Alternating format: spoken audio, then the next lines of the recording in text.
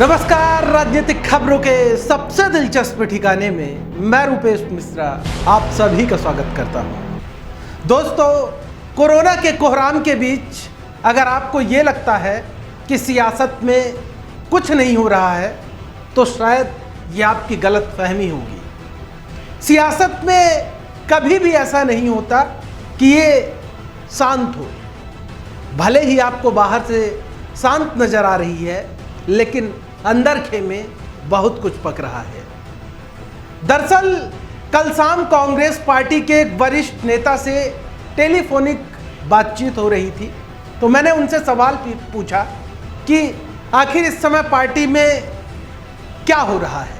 तो उन्होंने दो टूक जवाब दिया कि 2 मई का इंतजार।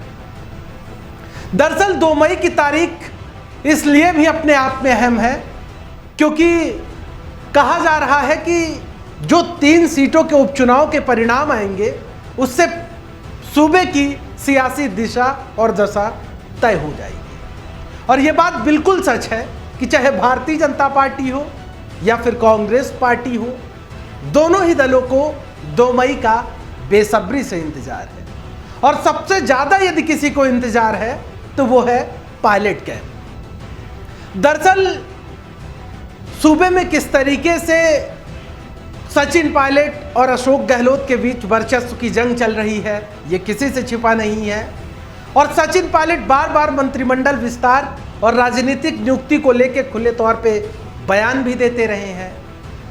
और कहा जा रहा है कि ये जो उपचुनाव के परिणाम आएंगे उससे कहीं ना कहीं तस्वीर साफ हो जाएगी पायलट और गहलोत के आपसी वर्चस्व की। यदि 2 या 3 सीटों पर कांग्रेस का कब्जा होता है तो कांग्रेस पार्टी नहीं बल्कि विश्लेषक कह रहे हैं अशोक गहलोत मजबूत हो जाएंगे राजस्थान से लेकर दिल्ली तक।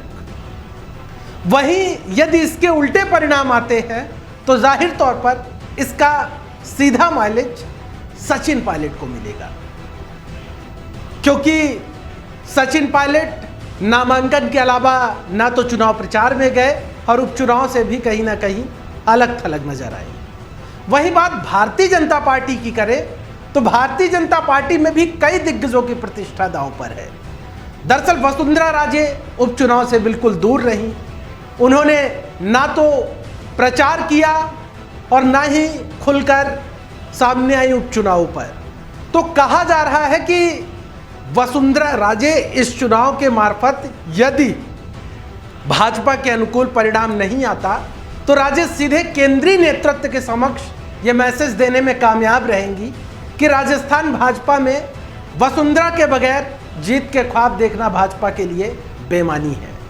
वहीं यदि अच्छे परिणाम आ जाते हैं तो जाहिर तौर पर भारतीय जनता पार्टी के प्रदेश अध्यक्ष सतीश पुनिया का जो कद है वो राजस्थान से लेके दिल्ली तक में मजबूत हो जाएगा।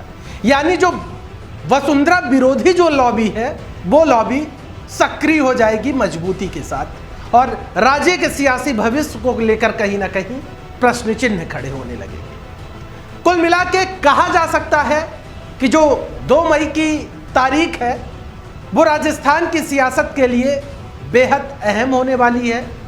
और 2 मई का इंतजार भारतीय जनता पार्टी और कांग्रेस के नेताओं को बेसब्री से है, क्योंकि जो ये चुनाव है 3 सीटों पर, ये सीधे तौर पर दोनों ही राजनीतिक दलों को प्रभावित करेंगे। क्योंकि कहा जाता है कि जो उपचुनाव होते हैं और जो उपचुनाव के परिणाम आते हैं वो परिणाम नहीं बल्कि सरकार का रिपोर्ट कार्ड होते हैं।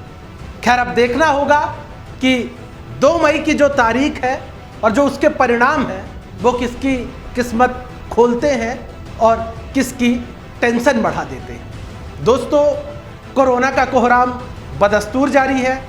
हम बार बार आपसे अपील करते हैं कि आप अपना ख्याल रखिए, घर में रहिए, स्वस्थ रहिए, मस्त रहिए। कल फिर हाजिर होंगे सियासत की एक दिलचस्प खबर लेकर। तब तक के लिए नमस्कार।